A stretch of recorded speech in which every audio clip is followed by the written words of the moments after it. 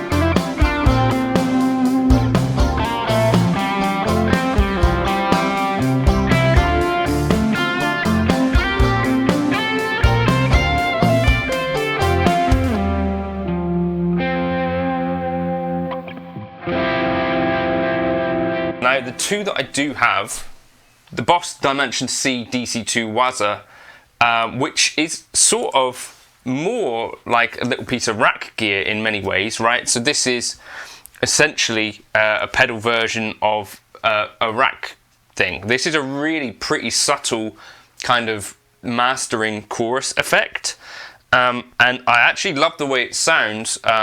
But I don't necessarily think in context for me it would end up on my pedal board, because to get the full benefit of it, I think you should probably have it coming out in stereo. So the idea with it is it would be like last in your chain, basically. So that's the Dimension C. The other thing I have is that I did a demo for Walrus Audio of the Monumental. So this is a stereo trem that can also do like a harmonic trem. And I've kind of been thinking, well, I'm totally missing out on like a huge chunk of the effect world. You know, I think of, well, there's so many effects that I just don't have any physical version of. Now I've got digital stuff, and what made me start thinking about this was that I've got an Eventide H90 that they sent over, and I needed a flanger for a gig, or I thought I needed a flanger for a gig. However, the flanger that was in the Eventide, I ended up really not liking the way it sounded, so I didn't really use it. Alternatively, there's an algorithm on the Fractal stuff called Stereo Jets, which is a flanger. So yeah, I'm wondering, so there was the Jets flanger on the Fractal stuff, which actually I thought sounded really good. I've used that on a couple of gigs, even got compliments on my flanger sound, which has never happened before, but I was using it on a Robbie Williams tune. And yeah, it just sounds incredible. So I'm thinking maybe some sort of stereo flanger might be the thing to go for. But I'd like to know from you guys, and maybe you could shoot me an email if you've got thoughts for like the must-have kind of modulation pedals, if there are any that you think of. For me personally, the things that I've had one in the past was the TC Electronic SCF, the Stereo Chorus Flanger, of course, because Eric Johnson used one of those. I have had like the new Behringer remake, and I did like that, kind of subtle again. But that's maybe one that's on the list. Some sort of flanger, I think, might be on the list, because I think flanger is a little bit underrated and works really well for clean stuff as well. So some sort of flanger, maybe a stereo flanger. Phaser wise, I've normally found that flanger is kind of more for me, like in terms of using with a clean tone, as well as then with drive tones, I prefer the way the flanger has that kind of more throaty thing going on. So maybe a phaser isn't one of the things. And chorus pedals, aside from that TC Electronic thing, I've not really thought of something else. But then, you know, maybe a univibe, this rotary thing. Like, what do you think are the must-have modulations, or the things that every guitarist should basically try? I'd love to know your thoughts. If you want to shoot me an email or whatever, drop them in the comments. I don't get time really to read some of the comments, but I'd love to hear from some of you guys that have some kind of strong thoughts on modulation pedals as to what you think should be tried, at least. But I'm thinking maybe some sort of nice flanger, maybe a nice chorus pedal might be a good starting point. And this is a really nice chorus pedal, but a bit more subtle, I think, and maybe that's a good thing. But yeah, Aaron from Intervals put me onto the Dimension C, awesome sound. And then Tremolo, I think, is an awesome sound too, but again, a little bit more subtle than some of the more out there modulation sounds. So things that are actually going to make it onto my board, which is a relatively small board, I think are going to be more out there, I'm guessing.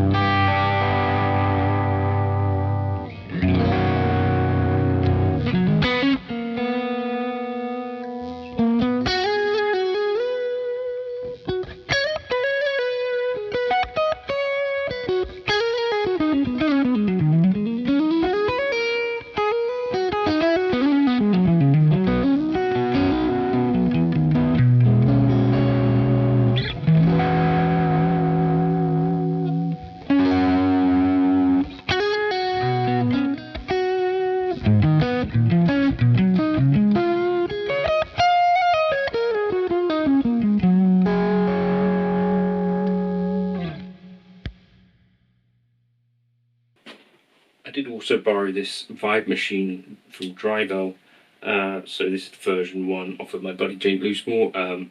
My buddy Jason also said that he would kind of maybe start with Vibe, and to be honest with you, I'm feeling like it's in some ways sort of getting in the way of my playing in some ways, and that's kind of what I'm feeling like when I'm listening back to the lead playing in general, where it's like there was already enough going on with the lead tone before. So I do occasionally, you know, get comments saying like your stuff sounds very processed and all that sort of stuff. Actually, the signal chain's generally pretty simple with the guitar into an audio interface, and then there'll be some compressor kind of bushing things. There might be an amp block, a cab block, a delay and a reverb. Like, it's relatively simple. There's not loads going on.